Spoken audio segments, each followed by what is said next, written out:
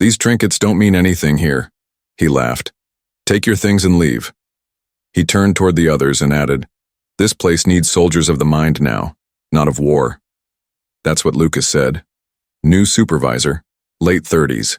MBA smile, startup haircut, no patience for anything not born in a spreadsheet. He said it loud enough for the whole floor to hear.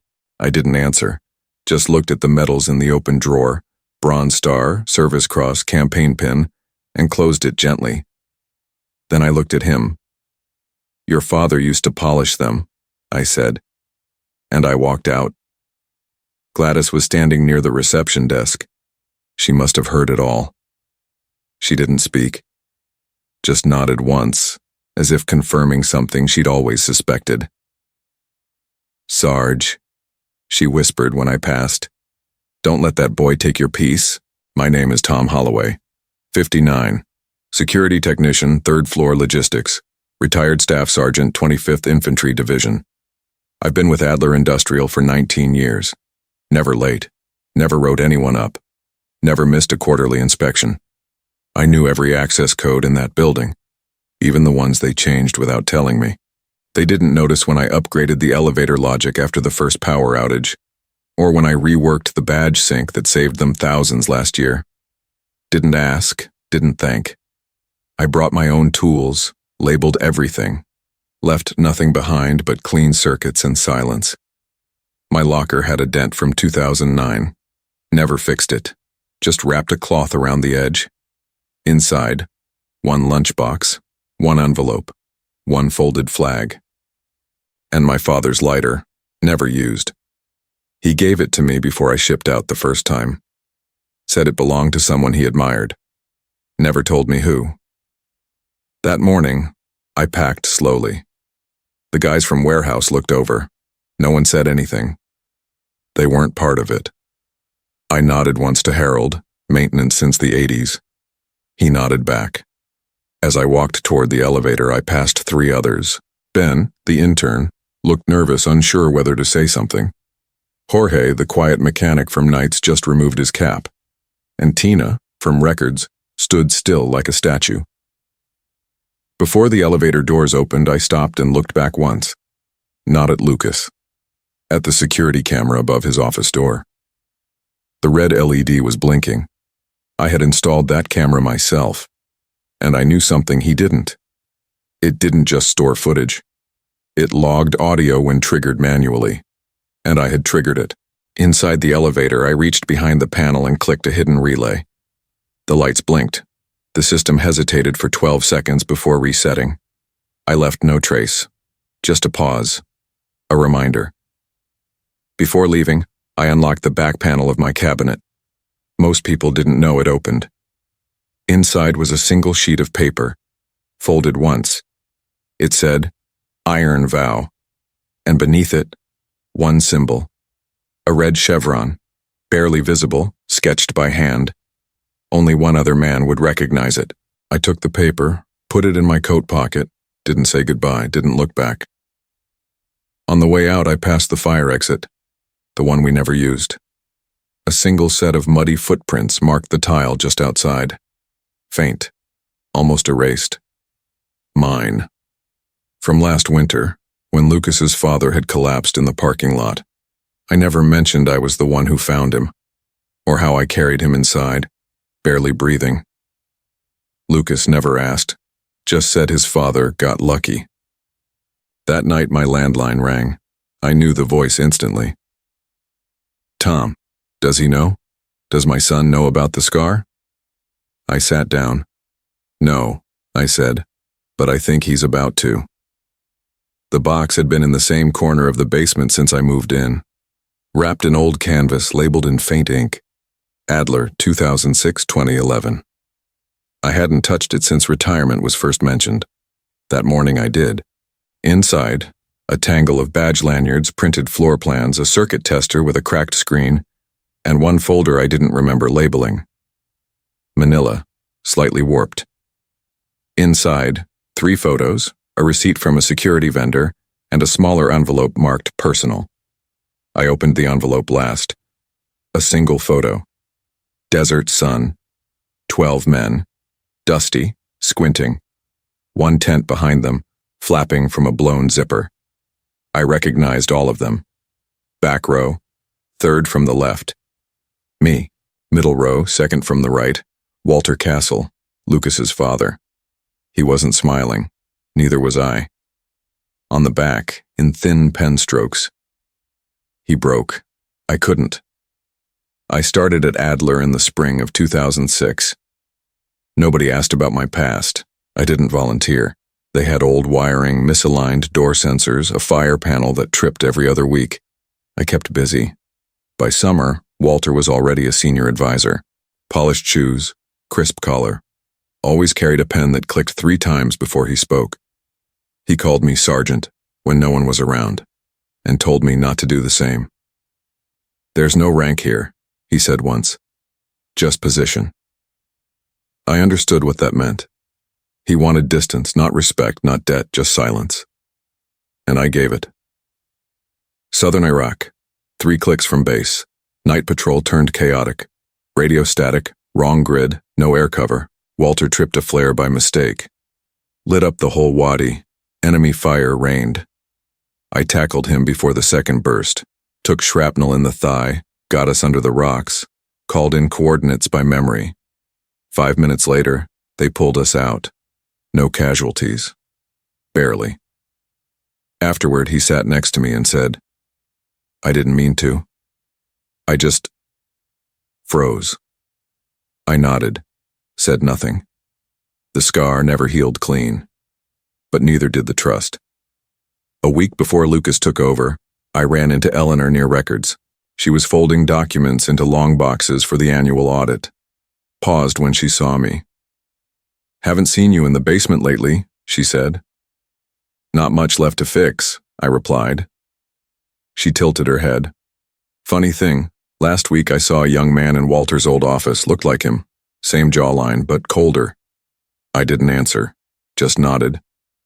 Then she added quietly, "You still have that photo?" I didn't ask how she knew. The day after the medals, I stopped by Gladys's desk. She didn't look surprised. "Walter used to manually approve external access forms at night," she said, "even when he didn't need to." I frowned. "Why?" "Because some names were only supposed to appear on paper, not on payroll." She hesitated, then opened an archived HR panel. "I've been watching this one name pop up in inactive folders. Nothing official, just pings." I leaned in. She showed me the screen. David R. Castle tag number inactive. No photo, no department, just movement. "How long?" I asked. 3 weeks, maybe more." That night I opened the envelope again, stared at the photo, the dust on Walter's boots, the shadow of my hand on his shoulder, steadying him. Flashback. Camp Checkpoint, 1995. A week after the ambush. A private named Lyles pulled me aside. "You're not going to report it?" he asked. "No." "He nearly got us killed, Sarge." I didn't respond. Guy who saves a coward ends up the one bleeding. Ain't right. I turned away. Walter passed us, eyes fixed on the horizon. His uniform crisp, not a scratch. He didn't look back. Present day. In the loading dock, I watched 2 interns struggle with a freight scanner. Lucas strolled past them, tossing advice he barely meant. "You'll figure it out," he said, already walking away. I waited until he was gone. Helped them fix the calibration in under a minute. Neither intern asked who I was. That evening, as I locked my garage, I noticed something odd on the floor. A boot print, not mine. Fresh. Next to the print, a small patch of sand. Not from the city. Desert sand. 3 days later, the name reappeared in the logs, this time tied to a login request from an internal terminal. David R. Castle. I stared at the screen and murmured, "Then it begins." I opened the drawer where I kept the envelope, and beside it, the symbol, Iron Vow. Lucas didn't mention the word audit until Friday. He called it a workflow realignment initiative, said it was normal, part of a broader efficiency campaign. But something was off. On Monday morning, My access badge failed. Red light. Twice. Then a junior tech came down from IT, clipboard in hand. "We're updating credentials," he said without meeting my eyes. "Only mine, no one else's." At noon, I found a new sign on the door to the security control room. "Authorized personnel only. Per shift designation." My name wasn't on the list. I didn't protest, didn't ask, but I watched. Lucas was building a wall. Quietly. That afternoon, Gladys came by the old maintenance office. She held out a small envelope. No words. Inside, my last punch card, printed that morning. "You're not on the shift roster anymore," she said softly. I looked at the timestamp, 06:12 a.m., before my badge failed. Someone's rewriting history in real time. She just nodded. Before leaving, she said something strange. "He used to ask about you, when you were deployed." I didn't ask who he was, I already knew. That night I drove to a storage unit just outside town. Unit 14. My name wasn't on the lease. It never had been. Inside was a crate labeled "Spare Stabilizers, 2007. Buried under old cables, I found a lockbox with a stack of files. Maintenance logs, blueprints, and one folder marked "Personnel, Iron Vow, Adler." I hadn't touched it in years. But on top, something new. A printout with metadata. Visitor log, Adler Industrial, entry timestamp, 10:41 a.m. Name, Cutter, Bradley, M. I stared at it. Cutter was dead. I saw his body in '94, or thought I did. The next morning my locker was open. The folded flag was untouched. But one file was missing, the same one that held the old group photo. In its place was a duplicate, a clean reprint. On the back, in unfamiliar handwriting, "We never forgot." Around noon I received a call from an old number. Dr. Halverson, base medic from Camp Arliss, 93 to 95.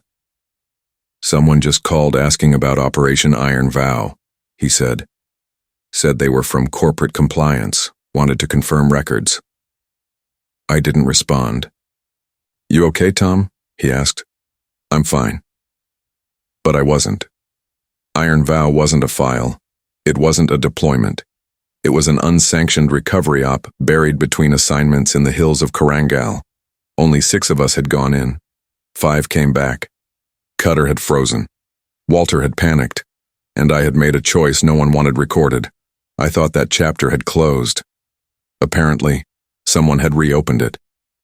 By Wednesday, the surveillance system had new protocols. My override codes failed. A junior analyst was seen photographing the wall panel I had custom wired in 2011. By Thursday, even Harold had started avoiding eye contact. That night, I returned to the basement level. The old control hallway, the one they said was decommissioned. I had wired that floor myself. In the dark, I found the old server port behind the breaker, plugged in a relay. No data extraction, just a signal, a heartbeat. Let them know I was still listening. When I came back upstairs, there was a box on my old desk. Cardboard, no label. Inside, a single military medal, a campaign ribbon, and a typed note that said, "Coward." It wasn't one of my medals. Wrong division, wrong year. It belonged to someone else, someone I hadn't seen in over 2 decades. And on the back of the ribbon, scratched faintly in ink, "He still remembers." I walked to the exit in silence. Lucas was standing by the vending machine talking to legal. He didn't see me, but Gladys did, and she mouthed one word as I passed, "Careful." I didn't stop, because someone else was already in motion, and the next move wasn't mine. I drove out to Dad's workshop the next morning. No one had touched the place in months. Dust lay thick on the lathe like an undisturbed layer of history. The old padlock clicked open with the sound of something forgotten. 3rd drawer down, right side, just like I remembered. Not the safe, not the desk. The warped wooden drawer with the splintered track. Inside was a folder sealed shut with blue painter's tape and 2 rubber bands turned brittle with time.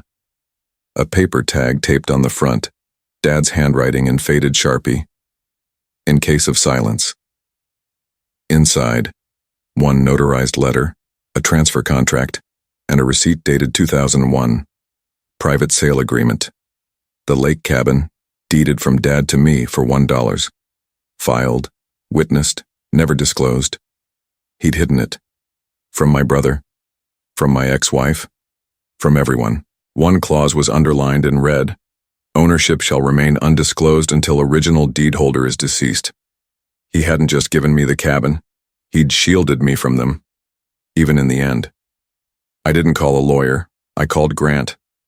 Dad's accountant for 27 years. Wore sweater vests in August and refused to type. He still filled out forms by hand.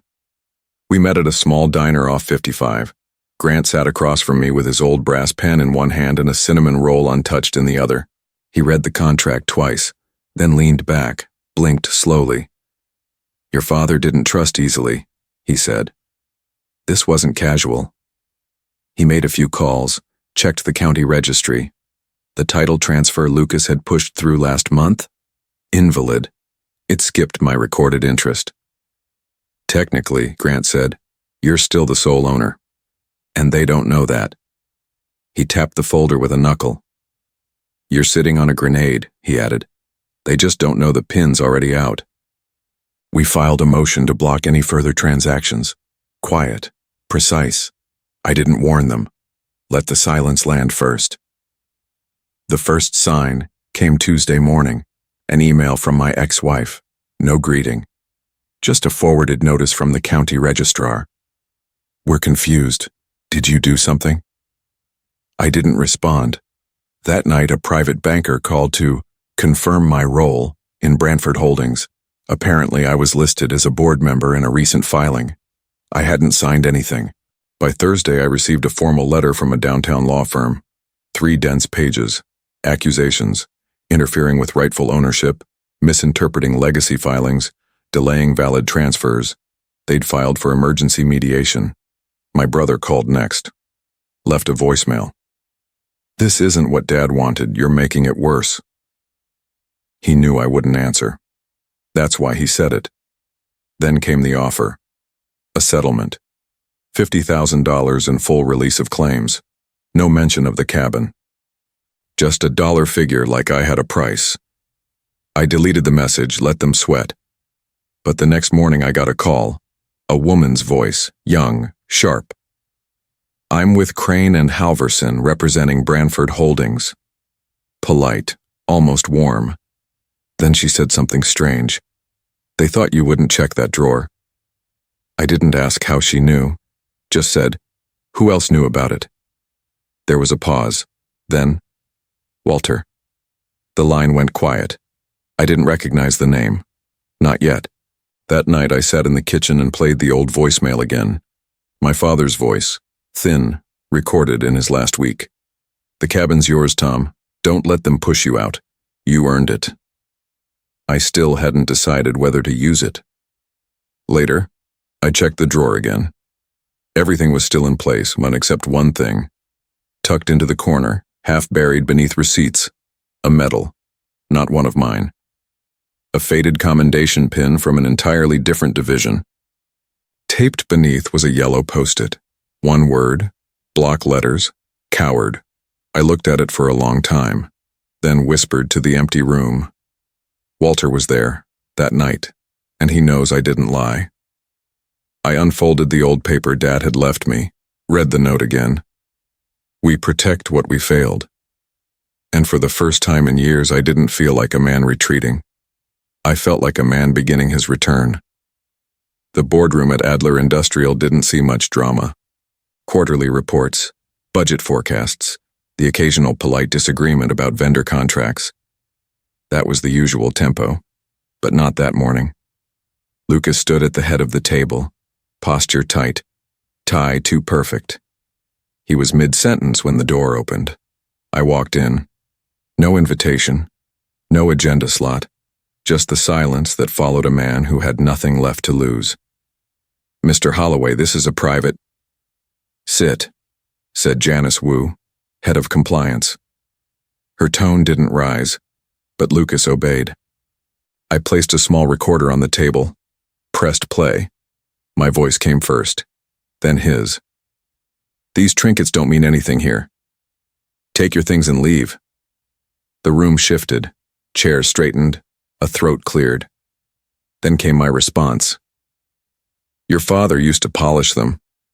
And silence again. Lucas tried to smile. I believe this is being taken out of Another voice cut through. This one older. Rough. It was his father. From the saved voicemail. The beach house is yours, Tom. Don't let them push you out. You earned it. Lucas blinked. For the first time in weeks, he looked unsure. You brought personal recordings to a corporate meeting, he said, sharper now. That's a violation of... No, Janice cut in. It's evidence. He turned toward the others, recalibrating. Look, my father, he wasn't well. You all knew that. He had episodes, memory issues. We don't know what he meant by that. He meant I saved his life, I said, and he couldn't face what he did after. Janice leaned forward. Mr. Holloway, are you making a formal allegation? I pulled out the letter, set it down. The red chevron showed faintly through the fold.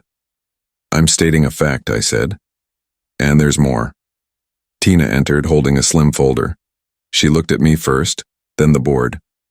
I pulled the security logs, she said. Lucas accessed and deleted Tom's clearance file, without protocol. Lucas stood up. This is ridiculous. She's a junior staffer. She doesn't even... I did, Ben said. He walked in behind her. I helped her cross-check it. I was on the internship rotation when the logs were archived. What we found isn't just misconduct. It's deliberate. The silence shifted again. Lucas turned to me, voice low now. You're doing all this for what? A medal? A moment? I stepped closer. You know why I never told anyone what happened back then? I said. Because your father asked me not to. He was afraid of how you'd see him. Afraid of what that scar would mean if you ever knew who earned it. Lucas said nothing. I placed the final piece on the table, the envelope. Inside, a photo of a younger me, bloodied, carrying a man over rubble. On the back, one handwritten line. He broke. I couldn't. Lucas stared at it. I've seen this before, he muttered. I waited. My father kept it in the safe. I nodded. And now you know why. Janice stood. We'll be investigating this formally. Mr. Holloway, thank you for coming. I turned to leave, didn't look back, but as I passed the hallway to the elevators, I spotted something strange taped to the glass, a folded blueprint. Company stationery. My old security schematic, annotated. One circle in red marker, outside access point. Dated yesterday. Someone was moving, and they weren't done yet. The building felt different that morning. Quieter, lighter. I used my old ID badge knowing it would still work. They never revoked it. Probably didn't think I'd come back. Or maybe someone made sure it still worked. Tina met me near the west stairwell. She didn't ask questions, just handed me a sealed envelope. Janice said to give you this if you ever showed up unannounced. I opened it. Inside, a single page. No letterhead, no signature, just 4 lines. Lucas accessed the secondary server room at 3:43 a.m. Footage unavailable, audit triggered. We didn't stop him. Figured you would. I nodded. Ben caught me in the hallway, still wearing that intern badge like armor. They said you were coming, he whispered. But I didn't believe it. Glad I was wrong. I almost smiled. Downstairs, near the utility annex, the secondary server room sat behind a false wall, only accessible through the old boiler chute. Lucas didn't know I'd installed a silent relay behind the panel 5 years ago. He thought it was just a storage nook. The logs showed he spent 11 minutes inside. Didn't take anything. Didn't leave anything. Except a new user profile hidden in the system's admin shell created under a dummy alias. He was trying to lock me out, retroactively. Problem was I'd already mirrored the system 2 days earlier. His changes didn't propagate. I pulled up the surveillance footage manually, from the backup feed I'd wired through the maintenance shaft, not company sanctioned, not visible to IT, but real. I clicked export. 2 minutes later, a drive was on its way to Janice's office via Tina's hands, along with the audio. Lucas hadn't just accessed files. He'd tried to disable the biometric logs. And when that failed, he said something I didn't expect to hear recorded. He should have died in '94 like the others. No one would have known. I paused the playback. Later that afternoon, Janice called. "We've initiated a formal review," she said. "Lucas is on leave." Silence passed. Then, "Tom, you knew about Operation Iron Vow the whole time?" "Yes." "Why didn't you ever tell his father?" "Because his father didn't deserve protection. He deserved silence." She didn't respond right away. Then, "Your clearance was reinstated." "If you want it." "I don't," I said. "I just came to return something." I walked into the control room with my tools one last time. The main terminal sat untouched. On the monitor, a pending system reset. Lucas had started wiping logs before he got caught. I opened the drawer beside the terminal and left the lighter, my father's, on a folded sheet of paper. One word written in marker: paid. I locked the drawer and handed the key to Janice without a word. In the parking lot, Harold's son stood waiting. He saluted me awkwardly. "My dad always said you were the soul of this place." "Your dad knew how to listen," I said. I opened the truck door. Ben came running, nervous, almost apologetic. "They found the medal, didn't they?" he said. "The one under your desk?" I nodded. I didn't think it was real. I just thought it was a message or something. It was. He looked down. "I hope I get to work with people like you someday." I didn't answer, just patted his shoulder. I stopped once at the edge of the lot, took out the old photo, the one from '94, 8 of us in fatigues. One man with his eyes down. His name wasn't written on the back. I burned the photo with the lighter, watched the ashes drift toward the loading dock. Some names belong to memory, some scars belong to silence, and some just need to disappear. The gentleman's revenge isn't loud, but it's always personal. If this felt personal, make it personal. Subscribe now, and don't miss tomorrow's story.